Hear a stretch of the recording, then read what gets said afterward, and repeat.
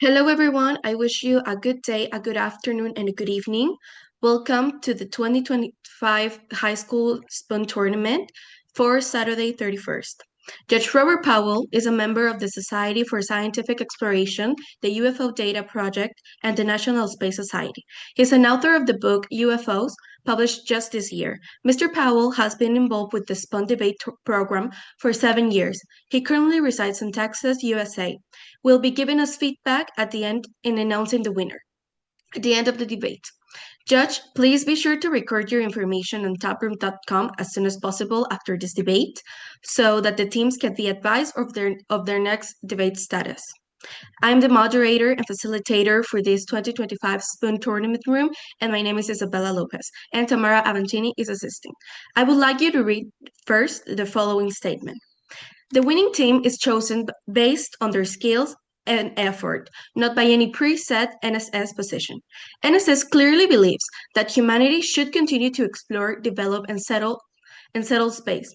However, NSS also believes that open and honest debate will facilitate that goal. It is important that space advocates understand and be able to express the anti-space case. No statement by any debater or coach is an official NSS position. So now let's meet our debaters. The affirmative position is held by Team Iron. The asteroid 16 Psyche is believed to contain 1.7 times 10 to the power 19 to the 19th power of nickel iron, which could supply the world's production requirement for several million years. A small portion of extracted material would also be precious metals. The team is coached by Eric M. Otto. He's a social studies teacher at Niles West High School in Skokie, Illinois. He has coached debate for a school within the district for the last 14 years. He holds 3 master's degrees, a Juris Doctor, and a Bachelor of Arts in Philosophy and Political Science. He loves to travel the world and meet people from different cultures. This is his second year preparing students for the spUN debates. Team Iron, please give us your name and the country you're representing.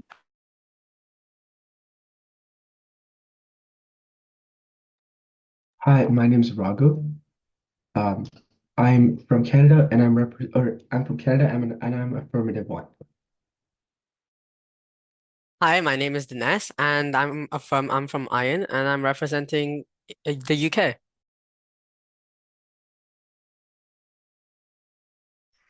Hi, my name is Bogdan. I'm from Romania and I'm representing my country as well as my next colleague. Hi, I'm David and I'm also from Romania and I am from Team Iron Affirmative 4 speaker. I'm going to interrupt you for a moment. I'm sorry, Isabella. Coach Powell, please could you check your direct messages? We have a request for you. Okay. Thank you. I'm sorry, you can go on. Okay, next we'll hear from Team Vanadium. Vanadium alloys are used in spacecraft components that need to withstand extreme temperatures and stresses. Vanadium's ability to enhance the strength and heat resistance of the alloys make it valuable for in-space manufacturing and construction. The team is also coached by Coach Eric Otto. Team Vanadium, please give us your name and the country you're representing. My name is Vlad and I'm representing Romania. My name is Advaita and I'm representing India. My name is Stephen and I'm representing Romania. My name is Lila and I'm representing the United States of America. Okay, so if anyone has a question, please raise your hand in your participants icon on your screen. Please mute your mic unless you're speaking, and only the presenting team and judge should have on their videos. So now let's begin. Just give me a second, I'm setting the time. Coach Odo, I'm going to ask you to check your direct messages. I'm sorry about this. We have a little bit of sorry, Mara. problems, and that's why I'm sorry for keep doing this. Okay, so now we'll hear from the first speaker from Team Iron, presenting the affirmative position.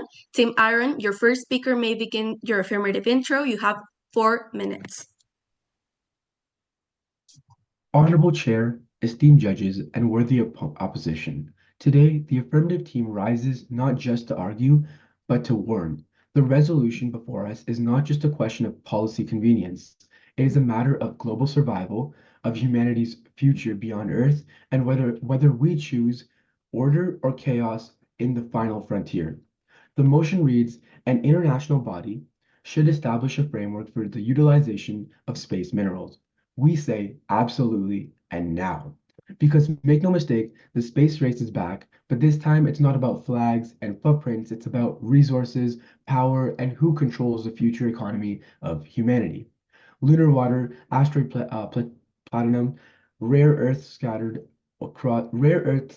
Earths scattered across the solar system. These aren't science fiction, they're real. And the competition to extract them has already begun. Yet no global system exists to govern the extraction. It's a Wild West in orbit. That's why we say, on the affirmative side, we argue for the unified enforceable international framework. Let's define our terms. An international body, as per Harvard law, refers to a treaty-based entity formed by two or more nations to pursue common interests. A framework is a set of rules and standards, not a dictatorship, but a system that ensures clarity, fairness, and enforcement. And space minerals mean natural, off-Earth resources, metals, ice, and silicates on the Moon, Mars, and asteroids vital for fuel, life support, and the industry. We stand on three pillars. Framework prevents geopolitical conflict in space. It ensures equitable and sustainable development for all nations. And three, it provides stability for innovation and investment. Let's begin with the threat of conflict. History is clear. When powerful actors chase unregulated wealth, chaos follows. We've seen it before with land grabs, with oil, and now with space. NASA's Artemis program and China's change missions both target Moon's south pole, home to water ice. But who gets what? No law says. No system governs extraction. What happens when a Chinese rover drills next to an American base? Or a private company fences off a whole asteroid? Without rules, space becomes a battleground. One misunderstanding away from a very real, very costly international incident. The opposition might say, let the free market handle it, but space isn't a sandbox. Mistakes up there are irreversible. We're talking about weapons in orbit, monopolies in space, and economic domination of Earth from above. Power bores a vacuum, and today space law has won. The 1967 Outer Space Treaty bans national ownership of celestial bodies, but it's silent on resource extraction. That legal gray zone in danger, not a loophole. That's a legal gray zone in danger and not a loophole. We need a framework that defines what's allowed to protect peaceful access and holds accessors accountable. Only a global body can deliver that. To close, if we fail to act, we're now laughing a new age of exploration. We're sleepwalking into conflict at zero gravity. My teammates will show you how this framework ensures access for all, not just the elite, and unlocks innovation by providing legal and economic certainty. But let this be clear. Today's debate is not just about law. It's about whether we learn from history or repeat it in orbit. Thank you. Okay, so now we begin a 3-minute prep time. If the negative team is ready to move on before the 3 minutes has elapsed, please indicate it to me and we'll proceed.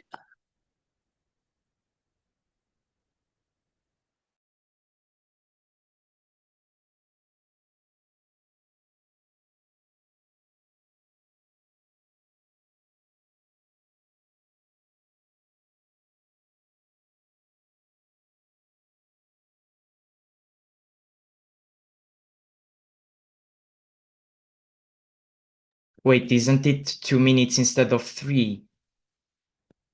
I'm sorry. You're right.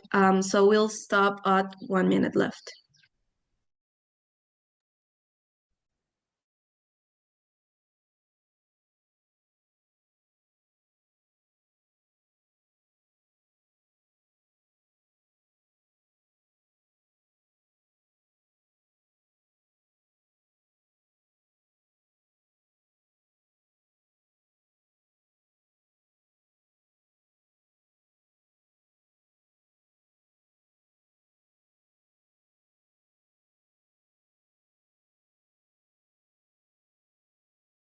I am ready to continue if we can.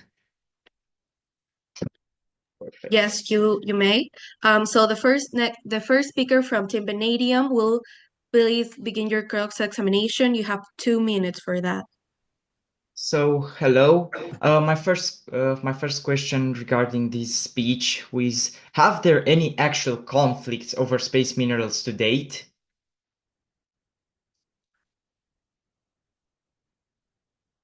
Hello?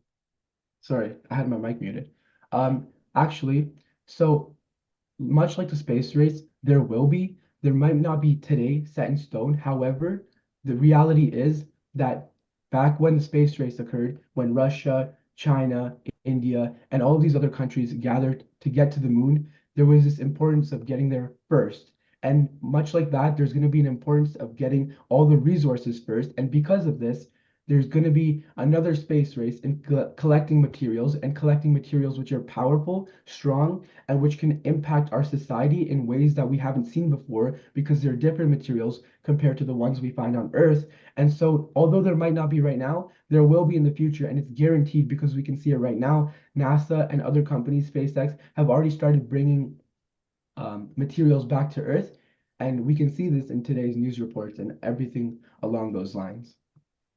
Yeah, but these materials are used for scientific purposes, not for economic ones, right? Yes and no. They're trying to find ways that they can use these materials for both scientific purposes, but also purposes that help society. So, if I remember correctly, there are China and Russia have actually criticized each other for moving against the rules that they've put together. And so, to be in all reality, there are space races that are fighting for materials and those to make society better as well. And another thing is private companies, including Blue Origin, are claiming lunar and asteroid resources. So a framework is essential to make sure that there isn't. I'm gonna ask you to stop, please. So now, Team Vanadium, your first speaker may begin your opening argument. You have 4 minutes for that. Okay, so I will start in 3, 2, 1, and go. Well, before I begin, I would like to sincerely thank the moderator and the judges for their dedication in organizing and overseeing today's debate. I would also like to express appreciation to the opposing team for their participation and commitment to this important topic. Debate is an art in which we present facts and ideas, but it's also about questioning the assumptions behind those facts. With this in mind, I would like to present some errors found in my colleague's case. Firstly, we have a government that proposes the creation of a new body, but they do not tell us anything about it. For example, what problems does it solve? Because just one issue will make it pretty inefficient in financial terms to just solve just one issue because it's faster to include in an already existing body or how it works, how it functions, and how it interacts with governments and companies. How can we let these people organize a space exploration if they didn't tell us anything about it?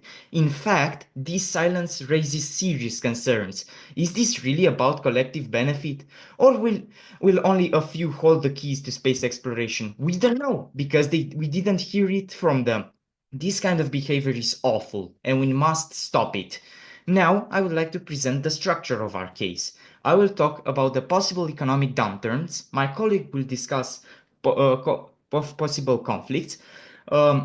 Stefan will support our case, and Laila will summarize our case.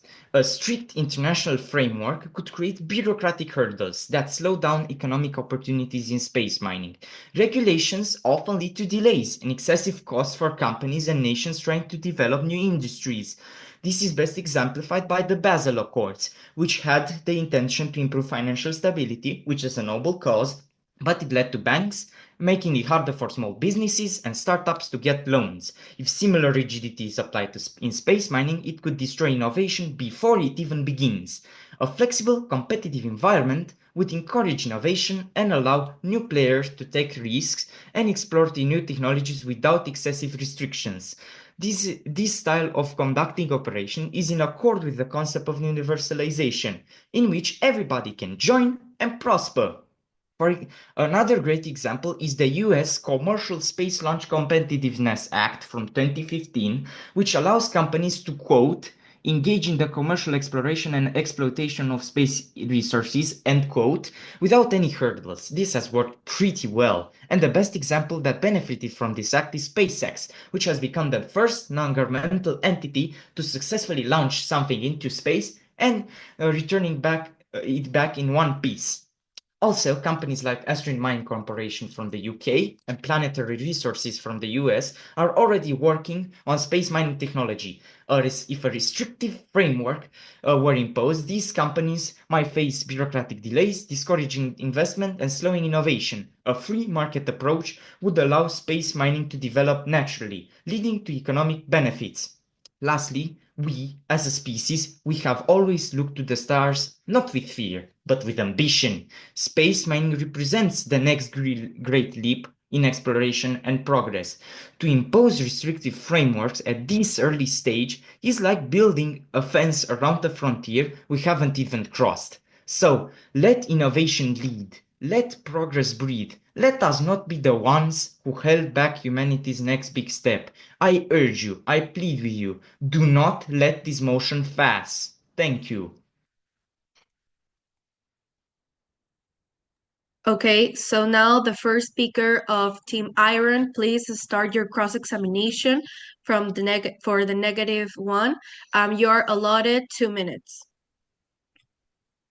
All right. My first question is, would you agree that outer space is a shared domain and no country owns moons or asteroids? Yeah, but yeah, that's true. You already told me about the Outer Space Treaty in your speech. So Okay, so wait 1 second. If companies from multiple nations begin mining the same asteroid, who gets to decide who gets what? Who got there first? So you're saying that there should be no agreement between two nations and it's just based off who got there first, and if one nation lies that they got there first and they took away some of the other resources, it's completely fine? But the thing is that in our modern era, there are a lot of sources with like videos and But I photos don't that think show. there's not as many sources Let me finish on. my answer, please. Okay. That's called interrupting, please. Okay, So but we have a time constraint. I need to answer my question fully, please. So in our area, we can take a lot of photos and videos, and they are the proof of activity and who gets there first. Okay, but there's not as much proof on space as there is on Earth. We're talking about a different frontier completely. So would you agree some kind of neutral global framework is absolutely unnecessary? You're saying it's completely unnecessary and two countries should never collaborate? I didn't say that we do not need to collaborate, but also in the modern era, everything that we shot into space had a camera attached onto it. So Okay. I think that's the proof we need to create that to answer to who Okay. went there first. All right. So just yes or no, should two countries ever collaborate? Yes, I think they Okay, should just I'm gonna cut you off. collaborate. So you're supporting our side with the Harvard Law definition now. Okay, time is up. Second speaker of Iron, please now offer your second argument for the affirmative team. You have 4 minutes for that. Honorable Chair, esteemed judges, and worthy opposition, today I rise to build upon our case for the affirmative side. The motion before us is not just about policy, it's about preventing conflict, ensuring fairness, and enabling sustainable innovation in space. But most importantly, it's about universalization. The belief that the benefits of space should belong to all of humanity, not just the privileged few. We affirm the motion, an international body should establish a framework for the utilization of space minerals.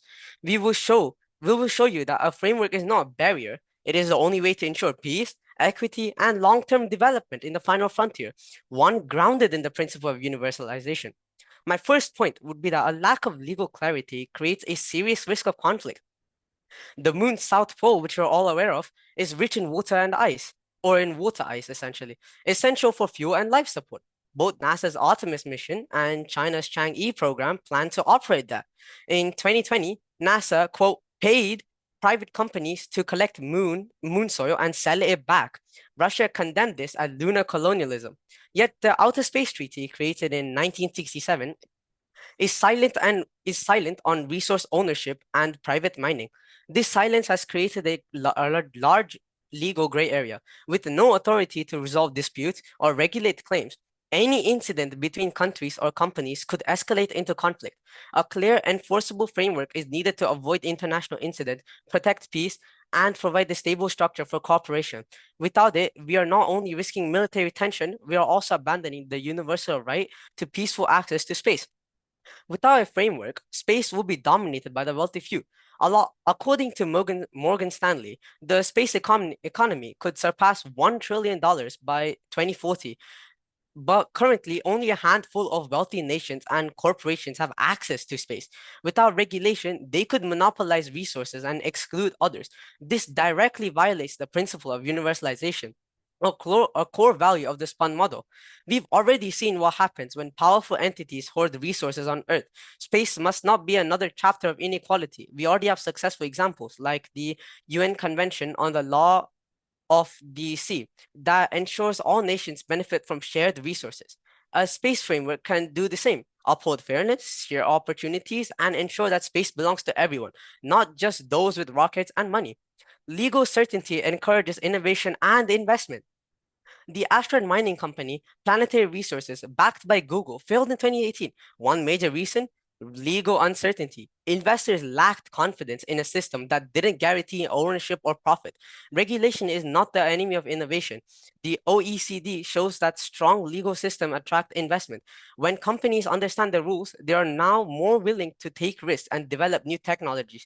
An international framework creates predictability, not obstacles. Just as universalization ensures access for all nations, legal stability ensures access for all innovators without rules. Only the wealthiest can afford to take the gamble. Our framework is cooperation, not control. The International Atomic Energy Agency provides a model. It manages peaceful nuclear cooperation amongst nations.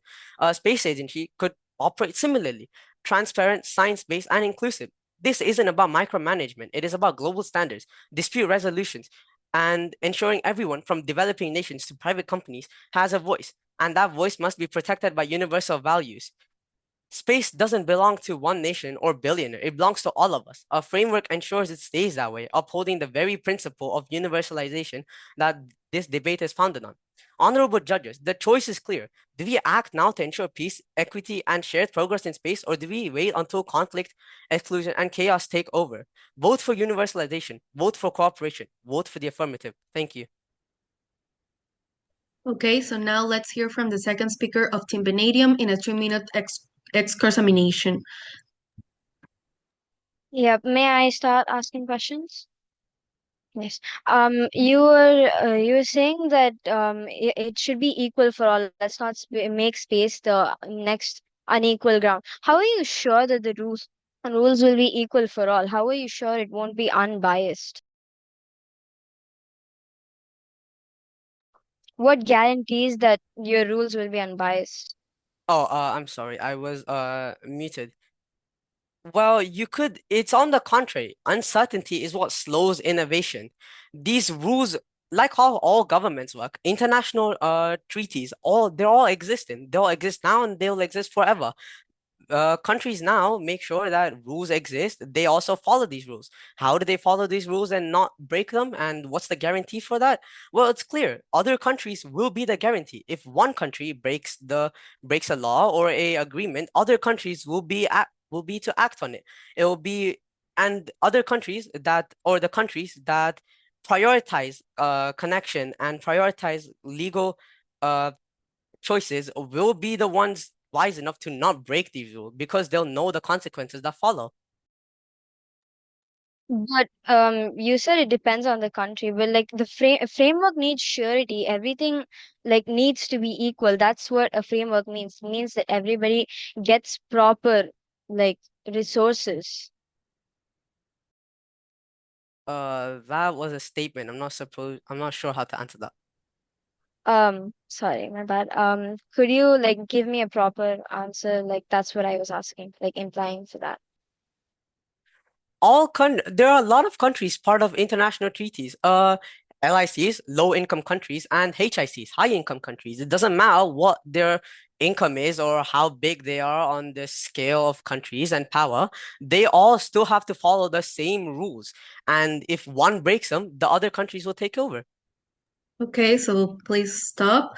Let's now hear from the second speaker of Vanadium, but this time, given their speech, you have 4 minutes for that. Yeah. I would like to start in 3, 2, 1. Um, I would like to thank the judge, moderator, my team, and colleagues for being present today. I am the second speaker of the con side, and I am here to talk about how we don't need a framework over space mining. First, universalization comes through action, not permission. The greatest risk we face today is not that someone will mine an asteroid without a permit. The greatest risk is that no one will, because they're buried under bureaucratic weight before they can even launch. And let's not confuse global equality with global paralysis. The moon, Mars, and the asteroid belt are not the property of lawyers or treaties. They are the inheritance of humanity. And the best way to universalize access to them is to pioneer, not pause. Progress is the great equalizer. Every breakthrough in rocketry, propulsion, and mining lower the barrier for everyone who follows. We don't universalize opportunity through frameworks. We universalize it through momentum. And one thing I want to ask is that no, not ask, sorry. I want to say that the opposite team did not bring in an implementation part of the rules that they will impose because they are supporting a framework, but they need a framework to show that how it will work. And this means that they're doing it behind a closed door, and which is very unfair against universalization. Next, this is also how a premature framework locks in privilege, not fairness. Ask yourself, who writes these global frameworks? Who enforces them? Who benefits? It's not the small countries, it's not the dreamers, it's the dominant powers, the ones who can afford to sit at the table and draft the rules in their own image. If we institutionalize regulation too early, we don't create equality. We fossilize the present power structure. We say only the already powerful may go further. Space is our chance to break free of that pattern. We must let innovation lead. The Artemis Accords, which is led by the US, offer a voluntary framework for space cooperation. But many major spacefaring countries like Russia, China refuse to sign it. It shows how current frameworks are already politically divisive. Imposing a stricter one now would only entrench geopolitical devices rather than foster global fairness. We need experimentation before legislation. Nobody knows the true environmental impacts of space mining. No one knows the economics, the risks, or the technological limits. So, how can we regulate it? To impose a framework now is to legislate in ignorance, to guess, and then trap the future in that guess.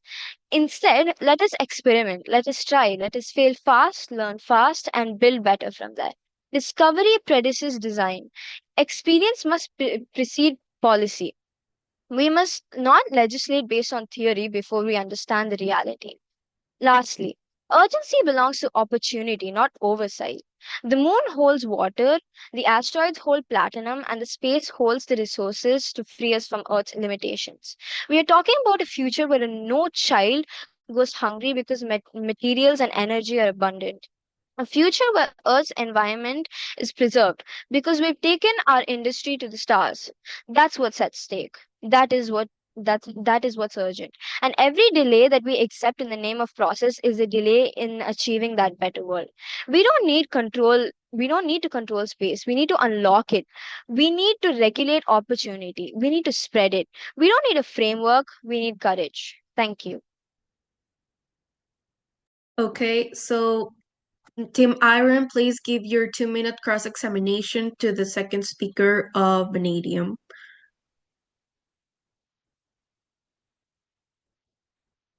Second speaker. Yeah, so on the first bit of your speech, where you talked about two countries being buried under bureaucracy and frameworks behind closed doors. If current efforts are happening behind the closed doors, how does uh removing a framework increase the transparency?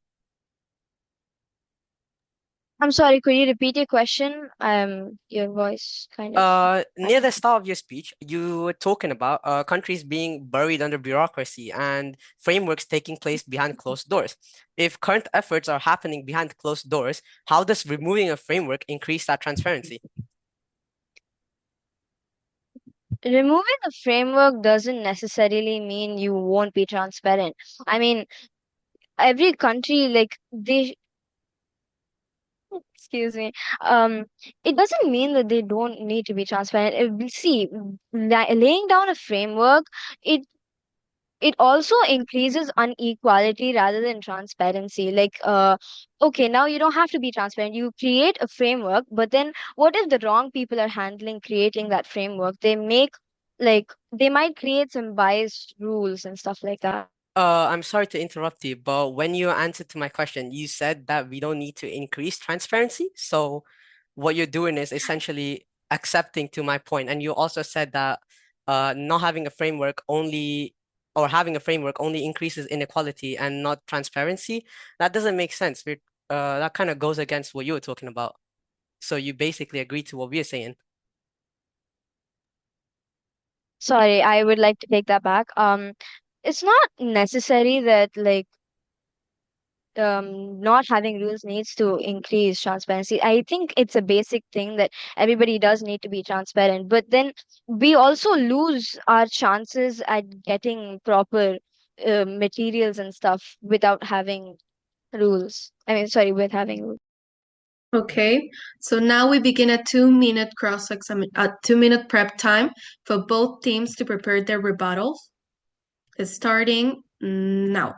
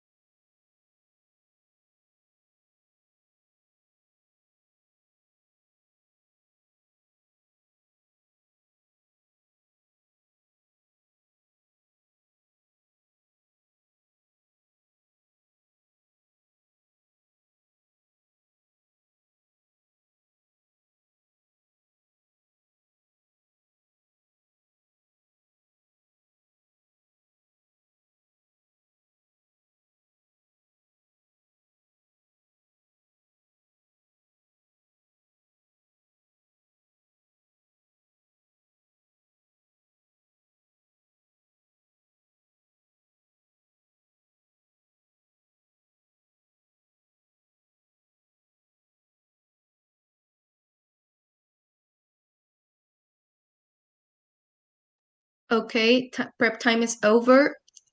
Please, the third speaker of Vanadium, give us your rebuttal in your 4 minutes. All right, I will be starting. Just 1 second. I will be starting in 3, 2, 1. All right. So I would first like to start with mentioning the fact that within all the constructive speeches that the affirmative team gave, they never actually provided us with of even a vague idea of the implementation of how the international body would work. is no substance. It's hyping up something that, for all we know, could be null if we don't know what it actually does. Next, I would like to continue with something I observed within the last question of their cross-examination. They asked our negative one speaker, Vlad, if he considered that two nations cooperating is a good thing. He obviously said yes, and then they implied that that would be agreeing with them, but I disagree. If two nations cooperate on one thing, that does not imply the existence or even support for an international body. It's just a one-time alliance. If you have two major superpowers working together one time and gatekeeping it from all the smaller nations, or generally every single other nation, that is exactly the opposite of an international body. That is two nations getting together to bully everyone else out of the system and taking it all for themselves, which is straight up horrifying to think about, and is quite honestly how I would personally describe a dystopia. Next, I would like to mention how they said they brought up the space race multiple times, but I believe the space race is quite honestly the best example of why we do not profit as much from an international body. The space race was not exactly based on cooperation between nations. It was based on them competing against each other to be first, to be better. This was a very inspiring time for people, and it got things moving, it got things progressing, and it wasn't through layers of bureaucracy and rules made by an international body. It was done with the spirit of competition. It was done with a lot of motivation. It got people interested in space. It got people investing in it. It was quite honestly a great moment for humanity, but I repeat, it was not done by nations cooperating. Next up, I wish to mention how they said that nations would compete over the whole getting there first when space mining. But I wish to bring up the fact that the whole reason we're turning to space mining is because there are exponentially more resources available in space than there are on Earth. On Earth, every little bit of land we use to excavate minerals could have possibly been used for something else. It could have been used for farming, for industry, for housing. That's the reason why mining on Earth is such a big problem. It creates pollution, it consumes land, and by getting resources, you're sacrificing something else. In space, that's not a problem. In space, we can take minerals without worrying on what happened on that specific place, because what else could we have used it on besides, at most, research, which can always be done in a separate place, because let's be honest, the thing that makes Earth very unique is that it has a lot of biodiversity, which means areas are very different. But for example, on asteroids, there are many types of the same asteroid, or the moon. There's a bigger section that's similar. That will be my speech. Thank you. Okay, so now the third speaker of Iron, please give your rebuttal. You also have 4 minutes. Yeah, okay, so I will start in 3, 2, 1. Honorable judges, respected opponents, and moderators, I would like to start my speech with a very good example of why we should regulate things even if this hasn't happened yet. My opponent, Vlad, made the point that if there hasn't been a conflict yet between nations about space mining, that we shouldn't regulate it. Although this is similar to energy drinks that initially were lacking regulations and were marketed as dietary supplements rather than food products. This meant that they could inflate the amount of caffeine, taurine, and many other harmful products to the human body without people getting aware of it. That is until the competent authorities stepped in and regulated them as food supplements. Another point I would like to make is that the same opponent, Vlad, made the point that we shouldn't have an organization focusing on a single problem. But I believe that is not true because this is not just a very small problem like I don't know, gas prices, even though gas prices do influence a lot of things, it is a very big problem because it can affect geopolitical relationships and how we see the world today. A good example of a very important such organization that controls only one problem is the Nuclear Regulatory Commission that is focusing especially on nuclear safety and more specifically on regulating civilian use of nuclear materials and facilities. I believe that this organization is very important because we wouldn't want civilians to be able to get nuclear materials that easily.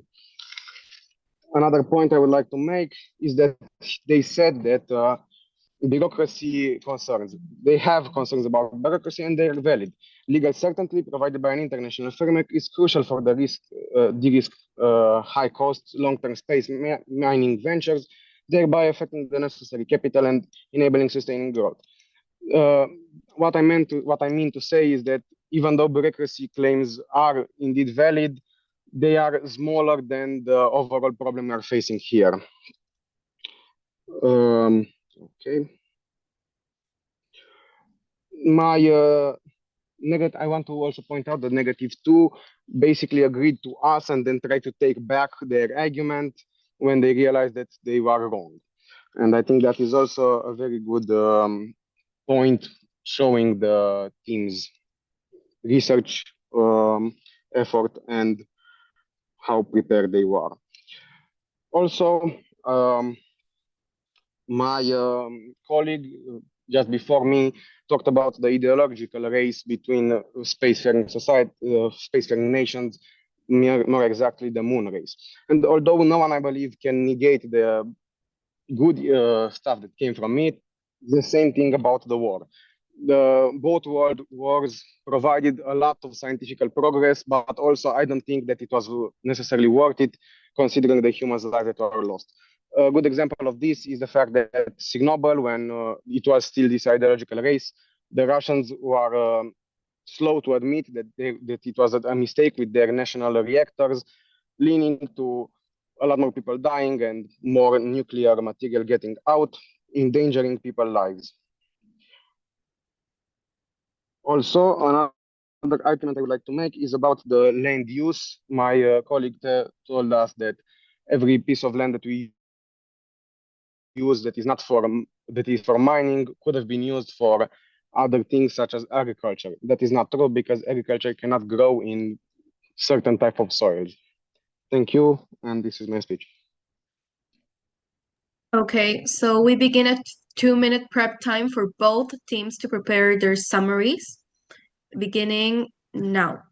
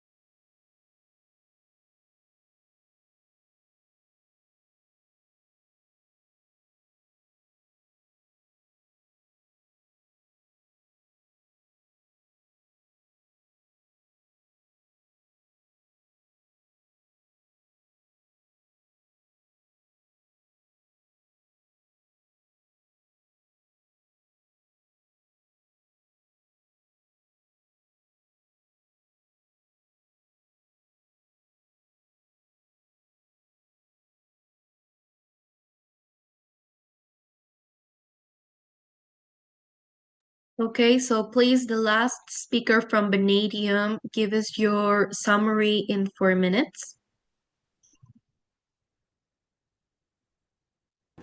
Okay, I will begin in 3, 2, 1. As the final speech of our case, we would like to take a step back and weigh everything that has been said. We would again like to thank the judge, the moderator, the timekeeper, and the opposing team for their time today. On one side, we have our opponent's world, a world in which a few governments or companies control every part of the process of resource utilization, making it impossible for new players to join. Excessive regulations would turn the new space race back into a flags and footprints mission. And while those are impactful, they do not lead to long-term success in resource utilization. The Apollo missions captivated the world, yet the ideas of moon bases and orbital habitats died in the public consciousness when the last capsule returned. It is only today, with private companies, that these ideas are being revitalized. And most notably, these companies or countries would be acting without an international regulation on resource utilization. It is only through these free market principles that companies and people want to access these resources in the first place. We have seen the failure of regulatory treaties before with the Moon Agreement. There is no guarantee that international frameworks will work or that international bodies will inherently prevent corruption. The Soviet space agency Roscosmos still acted with a primarily military basis even after the signing of the 1969 Outer Space Treaty, acting with a basis antithetical to the concept of universalization. Regulations do not guarantee safety, cooperation, or effective resource utilization. The opposing team is vague on the actual terms of the agreement. They mention transparency within a framework in their cross-examinations, yet are not transparent themselves on what this framework would entail. They withhold implementation and mechanism in a way that violates the idea of honest argumentation and contradicts the idea of universalization that this debate is built upon. They mention food supplements and gas prices to distract from the lack of implementation ideas. How can you argue for a framework without saying what the framework would entail? On another side, we have our world, one in which everything is working at a high degree of efficiency and everyone is working independently without interfering with others. Cooperation would still occur within a framework, such as the landmark Apollo-Soyuz mission, in which a Russian Soyuz and American Apollo capsule docked and shook hands together. Frameworks are not required for nations to work together effectively, even Cold War superpowers. Unlike the opposing team states, this did not create an international framework, even though it was an act of collaboration between two competing countries.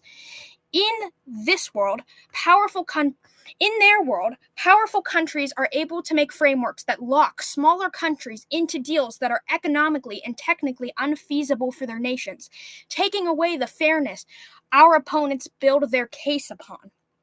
But as ideal as this world sounds, it is not yet real. And if we allow space exploration to continue with an abundance of bureaucracy, we risk stepping into a future defined not by progress, but by inefficiency, by uncertainty. A world in which a few governments or entities can control everything and shape the final frontier by their rules and liking. We do not yet know what the future of space exploration or resource utilization holds. We only started building airplanes at the beginning of the century, and by 1969, we were able to put a man on the moon. Who says that international frameworks will be able to keep up with the times? And if they're constantly being rewritten, that distracts from the exploration and resource utilization that we are building our case upon. And if we want to create the ideal world, please do not vote for the motion. Thank you. Finally, we'll hear from the last speaker of Iron, who will give their summary in 4 minutes as well. Okay, so I will start in 3, 2, 1. Honorable judges, respected opponents, and esteemed moderator, today we affirm the resolution an international body should establish a framework for the utilization of space minerals.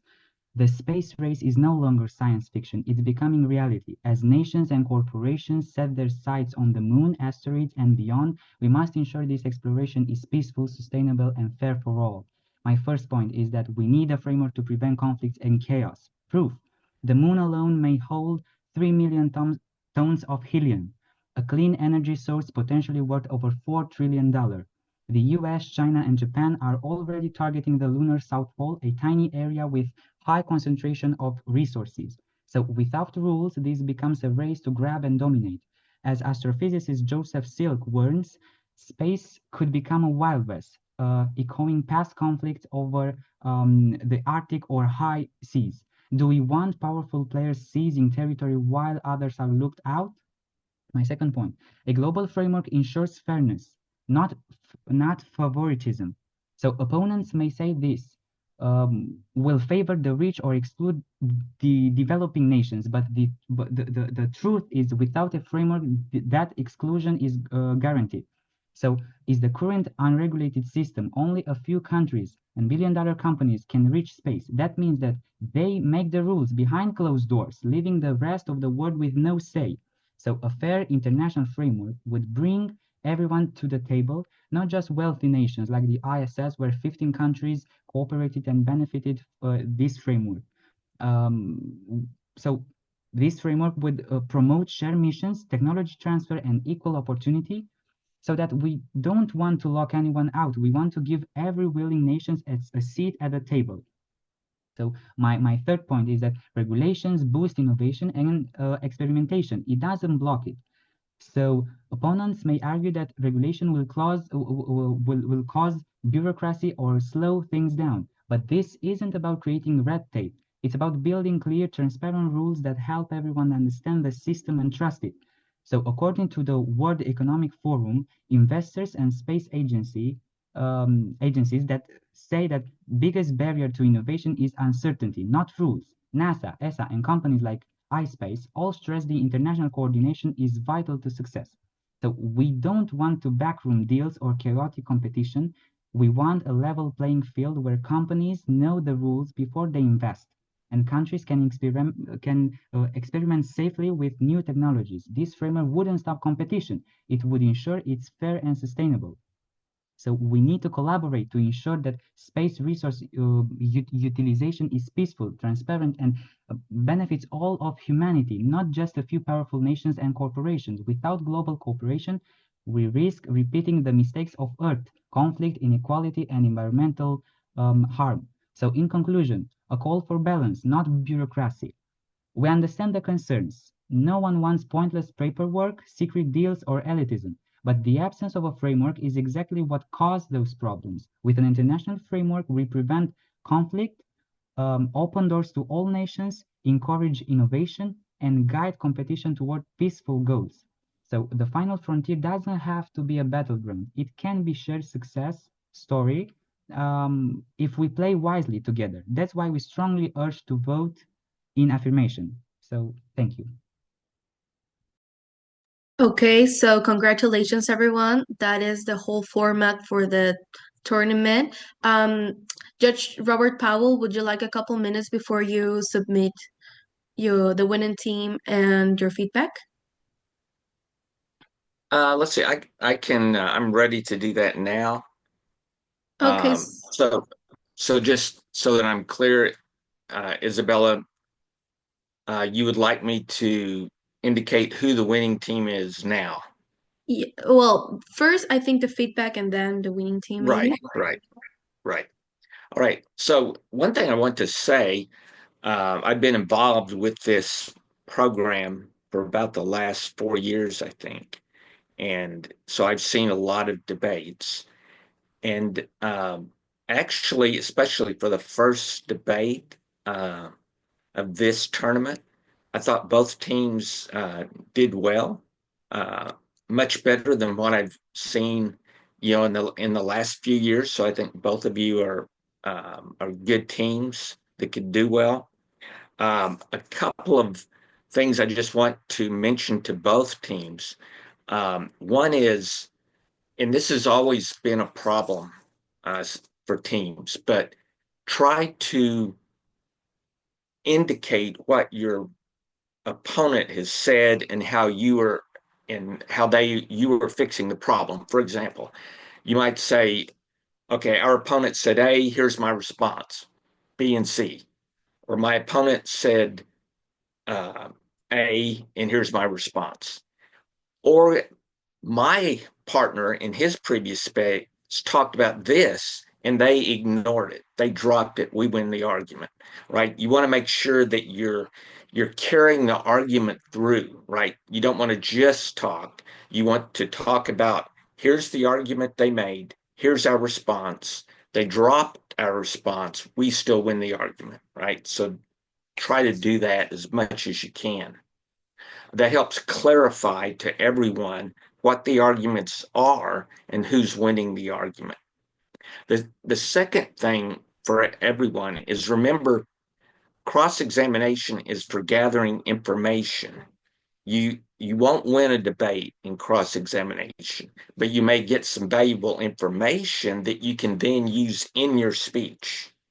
So what's important is what happens in your constructive and your rebuttal speeches, not I mean, cross-examination has value, don't get me wrong, but you can't win an argument in cross-examination. That argument has to be won later in the constructive or the rebuttal.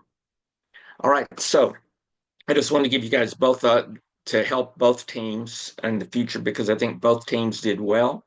I vote for the negative team.